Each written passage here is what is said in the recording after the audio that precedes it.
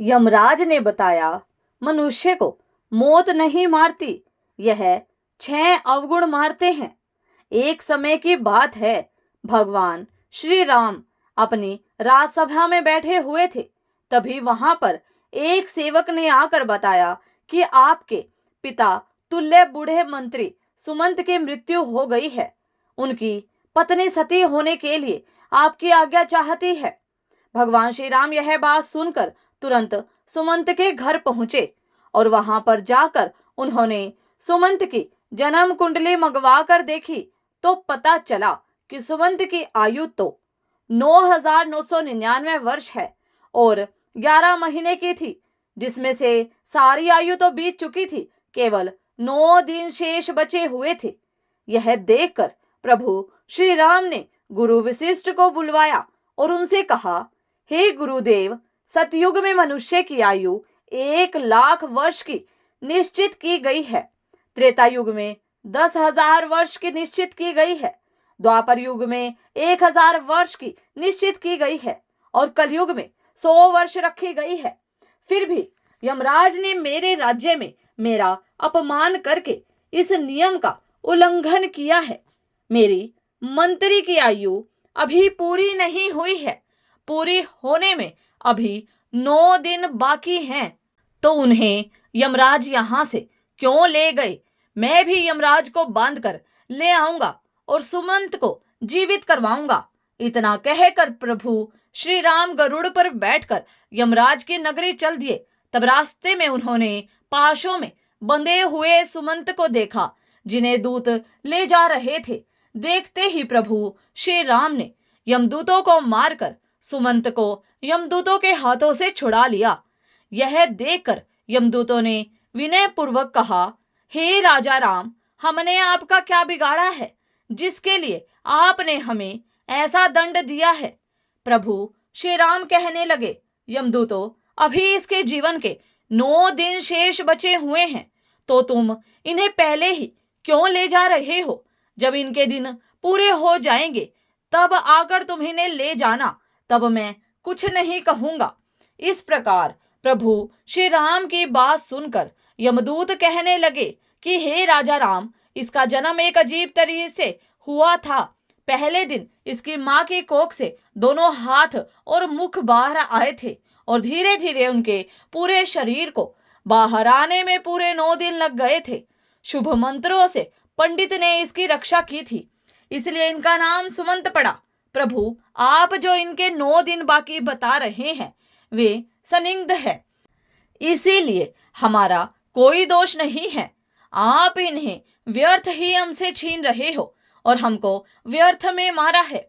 इस तरह यमदूतों की बात सुनकर प्रभु श्री राम ने कहा, हे यमदूतों, जिस दिन माता के गर्भ में इनका अच्छी तरह जन्म हुआ है वही जन्म का दिन माना जाएगा। जिस दिन इनका जन्म का उत्सव मनाया गया है वास्तव में वही जन्मदिन होता है। अभी इसके 9 दिन बाकी हैं। तुम लोग जाओ और 10वें दिन आकर इन्हें ले जाना, तब मैं तुम लोगों को नहीं रोकूंगा। इस तरह यमदूतों को फटकार कर प्रभु श्री राम ने भगा दिया। इधर प्रभु श्री राम जी अयोध्या में लौट कर आए तो सुमंत जीवित हो चुका था। उनके परिवार वाले उन्हें जीवित देखकर बहुत ही प्रसन्न थे। सुमंत ने अपने जीवन के आखिरी 9 दिन जानकर खूब दान पुण्य करना आरंभ कर दिया। उधर वे यमदूत दुखी होकर यमराज के पास लौट गए और कहने लगे, हे यमराज, रास्ते में प्रभु श्री राम ने हमें मार कर सुमंत को छुड़ा लिया, क्योंकि उनके जीवन के 9 दिन बाकी रह गए थे।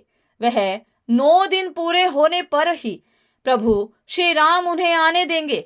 इस प्रकार यमदूतों के मुख से उनकी पराजय की बात सुनकर यमराज क्रोध से लाल पीले हो गए और उन्होंने प्रभु श्री राम पर आक्रमण करने के लिए इंद्रदेव, अग्निदेव, वायुदेव और जिस देवता से भी सहायता मांगी, तो सबने एक ही बात कही, हे यमराज, क्या तुम पागल तो नहीं हो गए हो जो विष्णु भगवान के साथ युद्ध करना चाहते हो?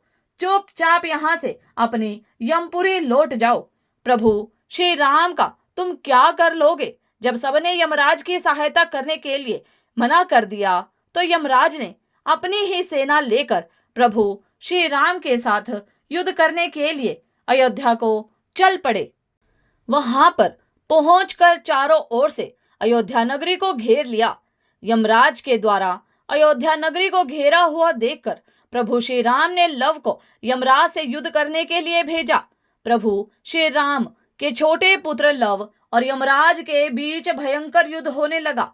लव के बाणों से यमराज के सभी योद्धा क्षण मात्र में ही धाराशायी हो गए। उन सब की यह हालत देखकर यमराज और भी ज्यादा क्रोधित हो उठे। अंत में यमराज ने लव पर अपना यमदंड छोड़ दिया। यमदंड को देखकर लव ने यमराज पर ब्रह्मास्त्र छोड़ दिया, जिसे देखकर यमदंड वापस लौट गया और लव के द्वारा छोड़ा हुआ ब्रह्मास्त्र यमराज के पीछे पड़ गया। ब्रह्मास्त्र को देखकर यमराज प्राण बचाने के लिए भागने लगे।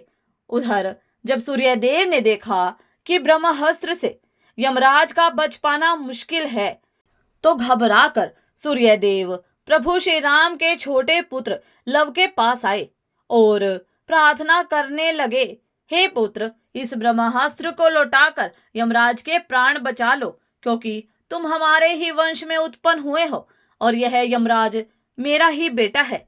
क्या तुम अपने पूर्वज यमराज को मार डालना चाहते हो? इस प्रकार सूर्यदेव के निवेदन पर लव ने ब्रह्मास्त्र को वापस ले लिया। तब यमराज अपने पिता सूर्यदेव को आगे करके प्रभु श्री राम के पास गए। प्रभु श्री राम ने सूर्यदेव का पूजन किया और यमराज ने प्रभु श्री राम जी से माफी मांगी।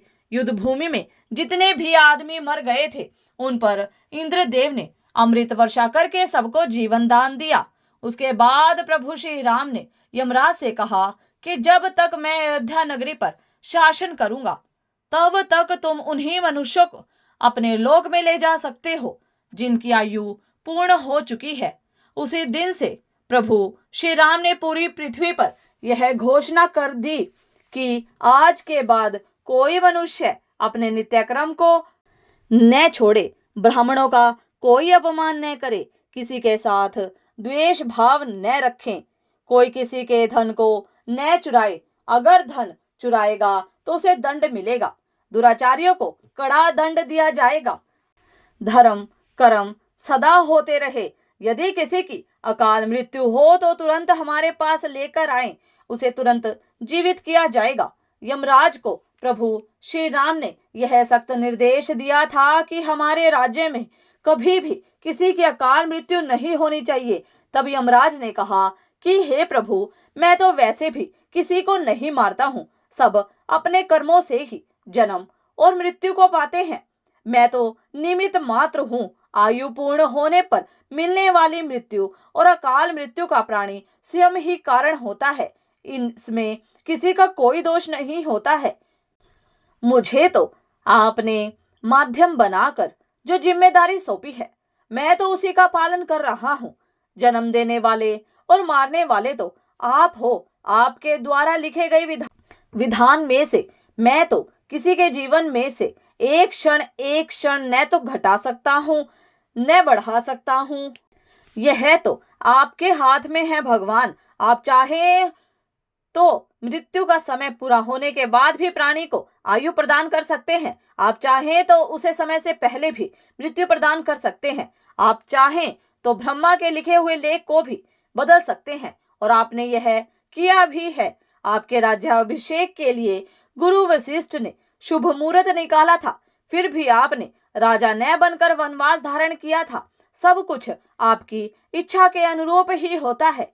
सुख दुख, जीवन मरण, लाभ हानि मनुष्य के स्वयं कर्मों की ही उपज होती है। यह 6 अवगुण मनुष्य की आयु को कम करती है। अभिमान, व्यर्थ का बोलना, त्यागहीनता, क्रोध, उधार पूर्ति, दोस्त से विद्रोह, यह 6 अवगुण तीखी कटार हैं जो मनुष्य की आयु को घटाती रहती है। यही अवगुण मनुष्य का वध करती है। रावण, कंस, हिरण्यकश्यप, इन्हें मृत्यु ने नहीं मारा, इन्हें मारा था उनके अभिमान ने। शिशुपाल, दुर्योधन, शकुनी, कर्ण को मृत्यु ने नहीं मारा था, इन्हें मारा था इनके बड़बोलेपन ने जो दोषों को नहीं त्यागता, उनमें लिप्त बना रहता है, उसे उसके दोष ही मृत्यु के समीप पहुंचा देते हैं। क्रोध ऐसा राक्षस है जिसके सिर पर बैठ जाए उसकी बुद्धि और विवेक को खा जाता है और क्रोधवश ऐसा कर जाता है जो मृत्यु तक स्वयं ही पहुंच जाता है। मनुष्य खाने के मामले में भी कभी कभी वह इतना गिर जाता है कि अच्छा बुरा कुछ नहीं देखता। खाने योग्य वस्तु है उसे भी, और न खाने योग्य वस्तु है उसे भी खा जाता है। तरह तरह के जहरीले पदार्थों का सेवन करने से अपनी आयु को कम कर लेता है। इसमें मृत्यु का क्या दोष है? दोस्त के साथ जो बुरा बर्ताव करता है वह भी मौत से नहीं, अपने बुरे कर्मों से मरता है। प्रभु श्री राम को प्रणाम करके यमराज अपने यमपुरी लौट गए। तो भक्तों, वीडियो पसंद आए हो तो वीडियो को लाइक शेयर सब्सक्राइब करें। धन्यवाद।